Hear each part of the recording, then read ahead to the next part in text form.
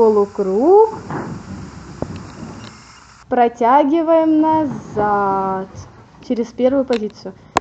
Мария, пятка вправо, да. Рисуем полукруг, протаскиваем назад.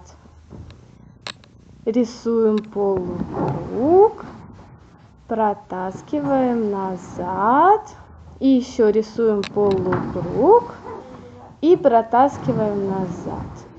И теперь в сторону ножку и обратно в первую позицию.